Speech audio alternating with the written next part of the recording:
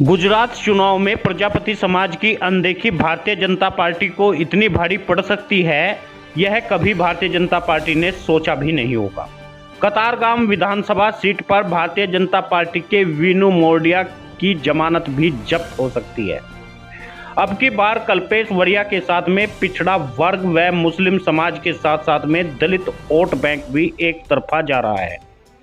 कल्पेश वरिया की सभाओं में जबरदस्त भीड़ उमड़ रही है।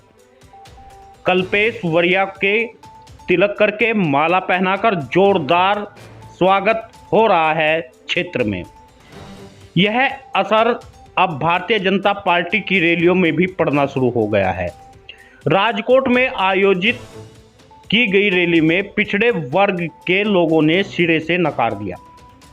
गुजरात की 42 सीटों पर भारतीय जनता पार्टी को प्रजापति समाज हराने के लिए तैयार है। वहीं पर कांग्रेस 70 सीटों पर अपना वजूद बनाए हुए है। 11 सीटों पर आम आदमी पार्टी भाजपा को हरा देगी। अब की बार भारतीय जनता पार्टी का सुपड़ा साफ गुजरात से हो जाएगा। उसके बाद राजस्थान में कुमावत से अलग अपनी भागीदारी प्रजापति समाज मांगेगा। हरियाणा मध्य प्रदेश में प्रजापति समाज अति पिछड़ा समाज गुजरात चुनाव से सीख लेगा। इस प्रकार पूरे देश में भारतीय जनता पार्टी से मुक्त हो जाएगा भारत। जिस समय अति पिछड़ा वर्ग कांग्रेस से नाराज हुआ, उस समय प्रजापति समाज की अनदेखी की गई थी।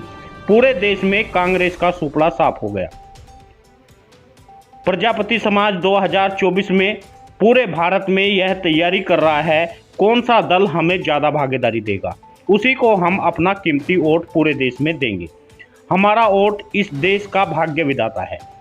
इतिहास गवाह है, जब भी अति पिछड़े वर्ग को सत्ता से बाहर गए हैं, इस देश में हिटलर शाही लागू हुई है। जब जब पिछड़े वर्ग के लोगों में सत्ता आई है, इस देश का विकास हुआ है, क्योंकि देश में पिछड़े वर्ग की संख्या सबसे ज़्यादा है। वे पिछड़े वर्ग के दर्द को जानते हैं। गरीब का दर्द गरीब ही जान सकता है। एक अमीर आदमी सभी को अपने जैसा समझता है। संसद विधानसभा में अति पिछड़े वर्ग के लोगों की भागीदारी ज़्यादा होनी चाहिए। प्रजापति समाज गुजरात में भली भांति यह बात जान चुका है।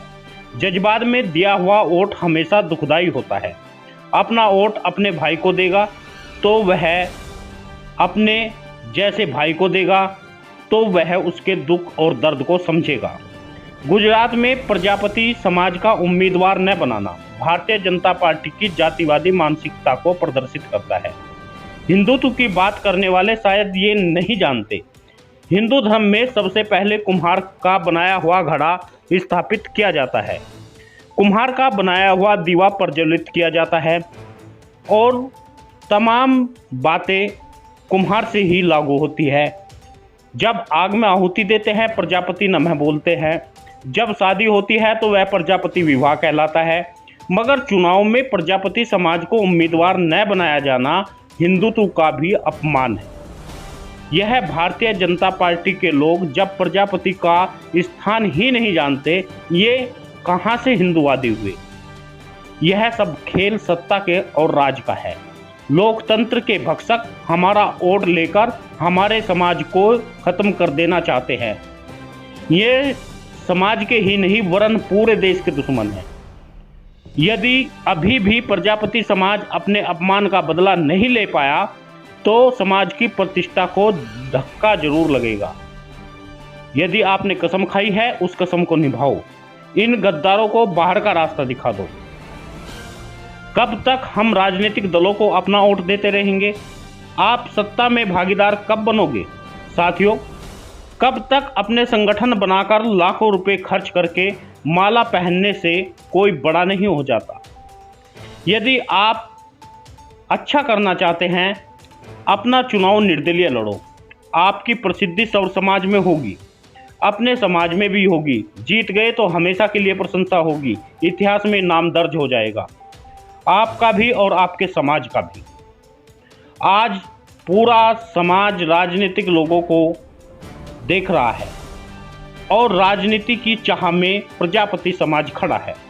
वह भी अपने समाज के और साथियों को सत्ता में रहोगे तो आपको किसी भी समुदाय का व्यक्ति डरा नहीं सकता।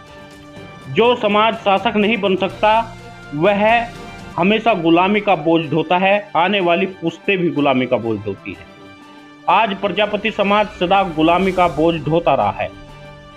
आज हमें जरूरत है समाज को जागरूक करने की।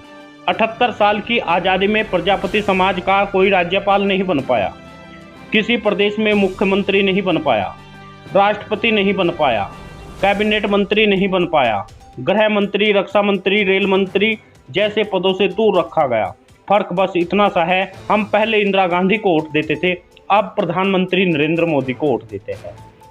जब तक आप हक मांगोगे नहीं, विरोध करोगे नहीं, विरोध करना सीखोगे नहीं, अपनी आवाज़ उठाना नहीं सीखोगे, क्या आपको भागीदारी मिल सकती है? शायद नहीं। राजनीति विरोध से शुरू होती है। जिस दिन सत्ता पक्ष का विरोध करना शुरू कर देंगे, आप सीख जाएंगे, उस दिन आप राजनेता बनने लायक हो जाते हो।